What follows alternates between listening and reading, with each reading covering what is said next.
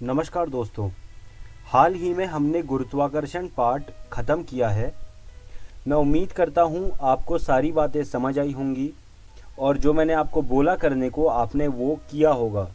जैसा कि मैंने आपको बताया था, आप कुछ प्रश्न हल कर लीजिएगा और एनसीईआरटी में से पार्ट को एक बार पढ़ लीजिएगा। तो मैं उम्मीद करता हूँ आपने वो सारी चीज़ कर ली होगी।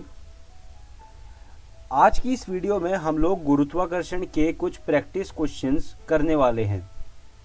तो आइए शुरू करते हैं पहले प्रश्न से। पहला प्रश्न पूछ रहा है हमसे कि पृथ्वी की सतह पर रखी गई वस्तु और पृथ्वी के बीच लगने वाले गुरुत्वाकर्षण बल का परिमाण निकालने का सूत्र लिखिए।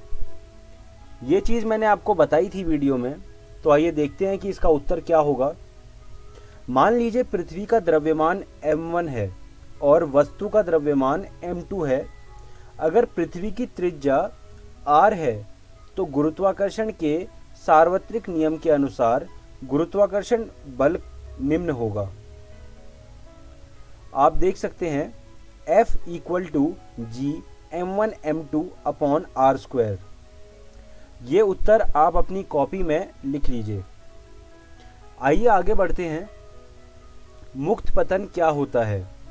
ये भी एक सीधा सवाल है। मैंने आपको बताया था वीडियो में और कुछ उदाहरण भी लिए थे। पृथ्वी का गुरुत्वाकर्षण हर वस्तु को उसके केंद्र की ओर आकर्षित करता है। जब किसी वस्तु को ऊंचाई से छोड़ा जाता है तो वह गुरुत्वाकर्षण बल के प्रभाव में पृथ्वी की सतह की ओर गिरती है।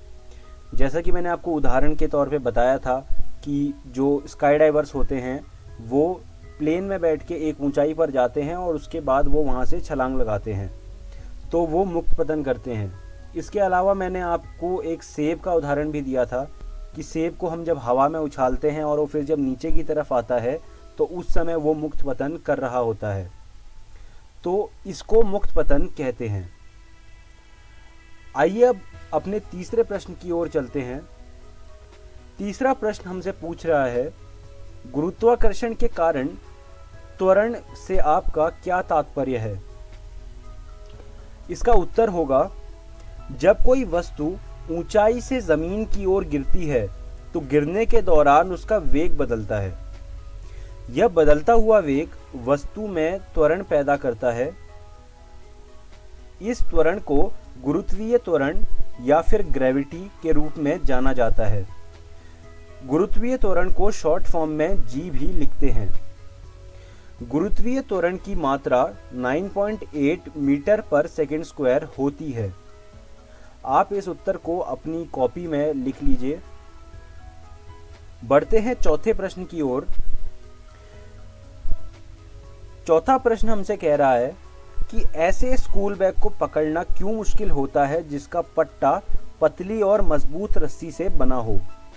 आइए देखते हैं इसका क्या उत्तर है। एक पतले पट्टे वाले स्कूल बैग को पकड़ना मुश्किल होता है क्योंकि कंधों पर दबाव काफी बढ़ जाता है। इसका कारण यह है कि दबाव जो होता है वो सतह क्षेत्र के व्युत्क्रमानुपाती होता है जिस पर बल कार्य करता है।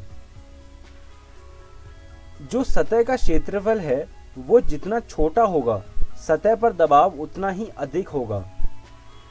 एक पतले पट्टे के मामले में संपर्क सतह क्षेत्र बहुत छोटा होता है, इसलिए कंधे पर अधिक दबाव पड़ता है। तो यह था इस प्रश्न का उत्तर। मैं उम्मीद करता हूं आपको चारों प्रश्न और उनके उत्तर समझ में आए होंगे और आप इन चारों प्रश्नों और उनके उत्तरों को अपनी कॉपियों में लिख लीजिए और ऐसे ही कुछ प्रश्न एनसीईआरटी से सॉल्व कर लीजिए ताकि आपके जो कॉन्सेप्ट हैं वो अच्छे बन जाएं। धन्यवाद दोस्तों।